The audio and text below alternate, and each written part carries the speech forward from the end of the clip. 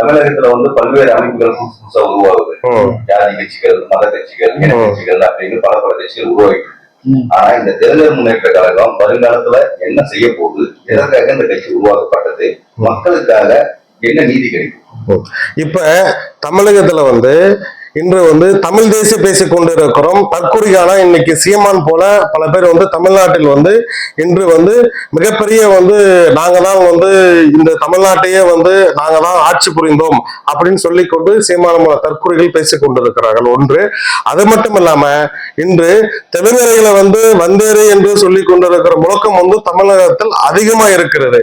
ஏன் இருக்கிறது என்ற காரணத்தினால அவர் சொல்லுகிறார் அப்படின்னா, எங்களுடைய ஆதிக்கம் அதிகமா இருக்கு. அப்ப எங்களுடைய ஆதிக்கத்துக்கான வரலாறு ஆனா அந்த காலத்தில் நாடாண்ட பரம்பரை என்பது எங்களுக்கு குல தொழிலா இருந்தது. ஆனா எத்தனையோ ஆங்கிலேயரை எதிர்த்து போரிட்ட மன்னர்கள் இந்த மண்ணுக்காகவும் இந்த நாட்டுக்காகவும் உயிர் தியாகம் செய்தவர்கள் மன்னர்கள் இருக்கிறார்கள். அதெல்லாம் கருத்தில் கொண்டு இல்லாமல் ஆனா இன்னைக்கு மட்டும் தமிழ் தேசிய அரசியல் மட்டும் பேசிக் கொண்டிருக்கிறார். இது ஒரு பக்கம் பேசினாலும் இப்ப புதுதாக ஒரு சர்ச்சையை சீமான் பேசுகிறார். என்ன பேசுறார் அப்படின்னா, தமிழ்நாட்டில் தந்தை பெரியார் திராவிட மாடல் ஆட்சி இன்று ஆளுங்கட்சி திராவிட முன்னேற்ற கழகம் நடந்திருக்கிறது. ஆனா அவர்களை குறிவைத்தும் சரி, பெரியாரை குறிவைத்து பெரியாரிசத்தை தெரியாதவர் ஒரு சீமான் முதலாக திராவிடத்தை ஊக்குவித்து பேசக்கூடிய சீமான் பேசினார். அதே போல இன்று இலங்கையில தமிழர் இனம் படுகொலை செய்வதற்காக அண்ணன் பிரபாகரன் அங்க அதற்கான மக்களுக்கான களத்தில் இறங்கி அங்க ஒரு தனி ராஜ்யமே நடத்தினார்.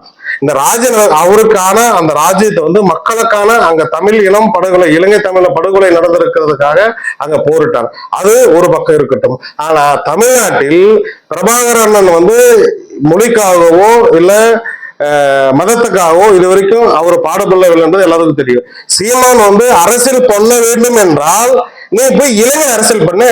இங்க எதுக்கு தமிழ்நாட்டுக்குள்ள அரசியல் பண்ணிட்டு இருக்கிற? இங்க இருக்கிற தமிழ் மக்களையும் இங்க இருக்கிற எல்லா இனத்த மக்களையும் பிரிவினவாத பிரிக்க. அப்ப நீ பிரிவினவாத அரசியல்வாதியா? இல்ல நீ யாரு? அப்ப உனக்கு இருக்கிற பிம்பை யாரு சொல்லு. அண்ணன் பிரபாகரன் இலங்கையில போர் எடுத்தார். எதுக்காக எடுத்தார்? அங்க இனப்படகொடைய தமிழ் இனம் அங்கே அழிந்து கொண்டு இருக்கிற காரணத்துக்காக அங்க நின்றார். அது அவர் மறைக்கப்பட்டிருக்காரு, இறந்து விடுகிறார் என்பது வலைதளத்தில் சொல்லியிருக்கிறார். அரசியல்வாதிகள் இதுவரைக்கும் யாரும் அவருடைய இதுவரைக்கும் தமிழ்நாட்டுல சீமான் அவருடைய போட்டோ மட்டும் வச்சு அரசியல் பண்றாரு. அந்த போட்டோ இருக்கு எங்களை பயன்படுத்துறதுக்கா? எங்களுக்கு பயம் எல்லாம் எங்களுக்கு கிடையாது. எங்களுடைய முன்னோர்கள் கத்தி ஏந்தி ஆங்கிலிருந்து போரிட்டவுடைய வரலாறு வம்சத்தில் வந்தவர்கள் நாங்கள். ஆனா எங்களை நீங்க கொச்சப்படுத்தி பேசுறது இருக்கு. ஆனா பெரியார் ஒரு பெண்ணினத்துக்கான அடிமையை மீட்டெடுத்தார். ஆனா சீமான் சொல்றார், என்ன சொல்றார் அப்படின்னா,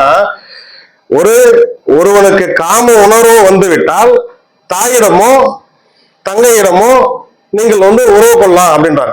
எந்த விதத்துல தந்தை பெரியார் சொன்னார் அப்படின்னு அவரு இந்த புத்தகத்துல வெளியிட்டு இருக்காரு அப்படின்னு சொல்றாரு. சரி, எதற்காக சரி அப்படியே அவர் சொன்னதா இருக்கட்டும் அப்படின்ற ஒரு கருத்தை நீங்க ஒரு பக்கம் வச்சாலுமே எங்களுடைய கருத்தை நாங்க சொல்றோம். தந்தை பெரியார் இன்று அதிகமாக பெண்கள் ஆண்கள் ரீதியா காமத்தின் அடிப்படையில் பெண்களை சூறையாடுகிறார் என்ற காரணத்துக்காக கிட்டத்தட்ட நான்லாம் பிறக்காததுக்கு முன்னாடியோ அந்த காலத்துல தந்தை பெரியார் காம ரீதி உனக்கு அப்படி ஒரு காம விட்டது அப்படின்னா நீ போயிட்டு உனக்கு அப்படி வேற ஒரு பெண்ணை துன்புறுத்தி அவளோட உடல் ரீதியா நீ செக்ஸ் வச்சுக்கணும் அப்படின்னா அப்படியாப்பட்ட துன்புறுத்தி ஒரு பெண்ணை நீ அடையக்கூடாது. அப்படி உனக்கு ஒரு ஆண்மை இருக்கு அப்படின்னா நீ போய் இப்படி வச்சுக்கோ அப்படி வச்சு. அப்ப அந்த உணர்வுதெல்லாம் போட்டுறான். இந்த உணர்வு அப்ப தாய் கிட்ட போனா உனக்கு தப்பு தெரியுதுல்ல, அப்ப தங்கை கிட்ட போனாலும் தப்புன்னு தெரியுதுல்ல. அந்த மாதிரி வேற ஒரு பொண்ணு காம ரீதியா பார்க்கான்னு சொன்னார். அடுத்தது என்ன சொல்றாருன்னா, பெண்கள் எல்லாம் கர்ப்பப்பை எடுத்துட்டு நீங்க எல்லாம் வாங்கினாங்க. தந்தை பெரியார் எதுவும் சொன்னாரு? கர்ப்பப்பை பெண்கள் எடுக்கும் அப்படின்னு சொல்ல கிடையாது. ஒரு ஆணுக்கு அடிமையா பெண் இருக்க கூடாது அப்படின்னா எந்த விஷயத்துக்கு இருக்கணும் அப்படின்றதுதான் தந்தை பெரியார் சொன்னார். அப்ப ஒரு ஆண் ஒரு பெண்ணை எந்த அளவுக்கு அடிமைத்தனத்தை வைத்திருக்கிறார். அப்ப ஒரு பெண்ணானப்பட்டவள் குழந்தை பிறப்பதற்கு மட்டும்தான் பெண்ணா? அப்ப இந்த நாட்டு நான் உரிமையான வாழ்வதற்கு எங்களுக்கு உரிமை இல்லையான போது அப்ப ஒரு பெண் குழந்தை பிறப்பதற்கு மட்டும்தான் ஆணோட இருக்கணும் அப்படின்னு இருக்கக்கூடாது. பெண்ணுக்கும் வளர்ச்சி இருக்கணும். பெண்ணுக்கும் உரிமை இருக்கணும். அப்ப பெண் உரிமைக்காக போராடுவது தான் தந்தை பெரியார். இப்படிப்பட்ட ஒரு தந்தை பெரியார் மகத்தான ஒரு இன்று தமிழகமே இன்று தலை தூக்கி இருக்கக்கூடிய ஒரு வரலாறு இருக்குது அப்படின்றால் தந்தை பெரியாரால் தான் இருக்கிறது. பெண்ணடிமையை ஒழித்தார். அவர் புரட்சி செய்த காலம் வந்து பிராமணர்கள் ஆட்சி செய்யப்படுவது, கைபர் கனவாலா வந்து அந்த பிராமணர் ஆட்சி செய்வது வந்து ஒட்டுமொத்த தமிழக இனத்தவே வந்து அவர்கள் வந்து கையில் எடுத்து வந்து அவர்களுக்கு கீழே தான் இருக்கணும் அப்படின்னு சொன்னதுனாலதான் நான் கட்டின கோயில் எனக்குள்ள வரக்கூடாது. பெரியார் வந்து கடவுள் மறுப்பாரால் மட்டும் பெரியார் அல்ல.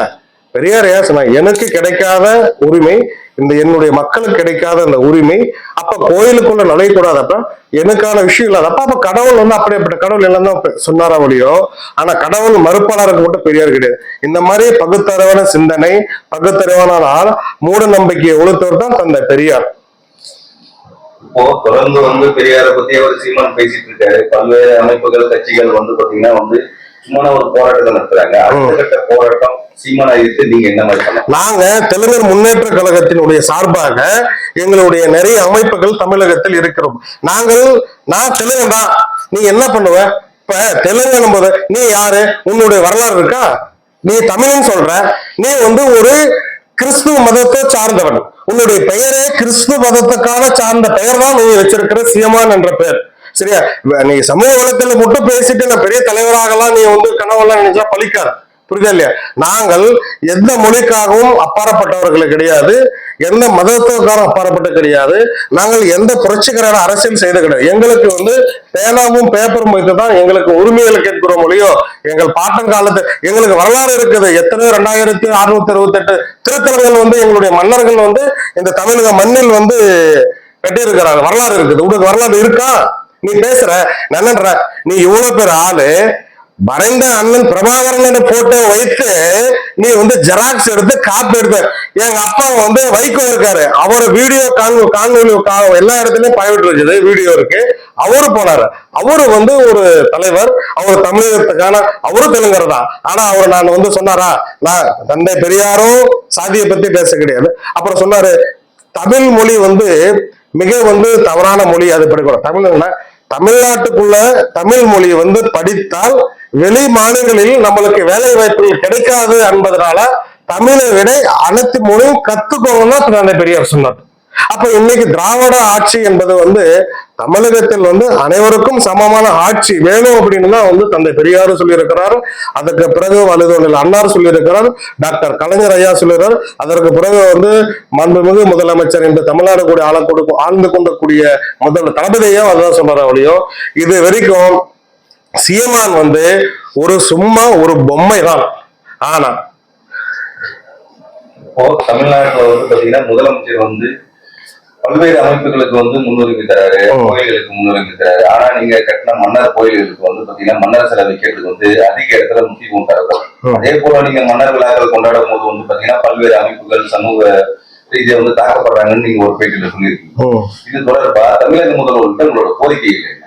இல்ல, எங்களுடைய கோரிக்கைகள் எப்படின்னா, இந்த நாட்டுக்காக உயிர் தியாகம் செய்து இந்த மண்ணுக்காகவும் இந்த தமிழ் இனத்துக்காகவும் அயராத உழைத்தவர்கள் எங்கு மன்னர்கள் மட்டும் இல்ல, அதை தாண்டி மன்னர்கள் இருக்கார்கள். ஆனா சீமான் வந்து தெலுங்கரையும் கொச்சப்படுத்துறது, அடுத்தது தெலுங்கினத்தை சார்ந்த ஒரு பெரியாரை கொச்சப்படுத்துறது, இந்த மாதிரி நிறைய தலைவர்கள்லாம் இருக்காங்க. இன்னைக்கு வந்து இதெல்லாம் ஏன் பேச உனக்கு வரும் அப்படின்னா, நாங்களாம் இழிச்சுவாய் பசங்களா உங்களுக்கு பேசுறதுக்கு? அப்ப இந்த மண்ணுக்காக நாங்க போராடி இந்த மண்ணுக்காக உழைத்து உயிரை தியாகம் செய்தவர்களுக்கு அப்ப எங்களுக்கு உரிமை இல்லையா? இந்த நாட்டில் எங்களுக்கு உரிமை இல்லையா? நாங்கள் வந்து தமிழுக்கு வந்து எதிரியா? இது வரைக்கும் நம்ம ஏதாவது சொல்லி இருக்கிறோமா? இல்ல, நாங்க கேக்குறது என்னன்னா, உங்க மன்னர் சிலை வைக்கிறீங்க. இப்போ வந்து பாத்தீங்கன்னா இப்ப தருமபுரி மாவட்டத்துல அந்த மன்னரோட சிலை தான் இருக்கு. இப்போ நீங்க வந்து தெலுங்கர் போது வந்து பாத்தீங்கன்னா உங்களுக்காக வீரபாண்டி கட்டபொம்மன் உங்களோட மன்னர்கள் சிலைகள் நீங்க வைக்கிறதுக்கு பல்வேறு இடங்கள்ல அனுமதி மறுக்கப்படுது. இன்னொன்னு சில இடங்கள்ல வந்து பாத்தீங்கன்னா பேனர்கள் நீங்க வச்சீங்கன்னா கூட எரிக்கப்படுது. இதெல்லாம் என்ன காரணம்? இது தொடர்பா நீங்க அடுத்த கட்ட நடவடிக்கை என்ன எடுக்க போறீங்க? இந்த மன்னர்களுக்கு பாதுகாப்பா நீங்க என்ன நடத்த போறீங்க? இல்ல, எங்களுடைய மன்னர்களுடைய சிலையை வந்து அவங்களுடைய சிலைகள் வந்து தமிழகத்தில் எல்லா பகுதிகளிலும் வந்து அவருடைய நினைவுபடுத்தும் வகையில் நாங்கள் போராடுறோம். ஆனா அதற்கான முயற்சியை வந்து தமிழக அரசிடம் நாங்க முயற்சிக்கிறோம். அதற்கான படை வந்து கண்டிப்பா கிடையாது. ஜிடி நாயுடு கிடைச்சிருக்குது. எத்தாளப்ப நாயகருக்கு வந்து உடுமலைப்பேட்டையில வந்து அவருக்கு மணிமண்டபம் வந்து கட்டியிருக்காங்க. சென்னையில வந்து வீரபாண்டிய கட்டபொம்மனுக்கு வந்து அவருக்கு மணிமண்டபம் கொடுத்து எல்லாமே கொடுத்துட்டு தான் இருக்காங்க. ஆனா நாங்கள் வந்து எந்த இடத்திலும் நாங்கள் எதற்காகவும் யாருக்காகவும் எந்த புரட்சியாளராக நாங்க வந்து தப்பா இது வரைக்கும் எங்க சமூகம் வந்து இந்த இடத்துல பிரச்சனை நடந்திருக்கு இங்க நாங்க பண்ணிருக்கோம்னு சொல்லியிருக்கோமா? அதான் நான் தான் சொல்றேன். எங்களுடைய பேனர் தான் எங்களுடைய அதான் சொல்றாரு சீமான் வந்து இங்க தமிழகத்துல வந்து தெலுங்கர் ஆட்சி தான் நடந்துருக்கு. தெலுங்கர் ஆட்சி தான்.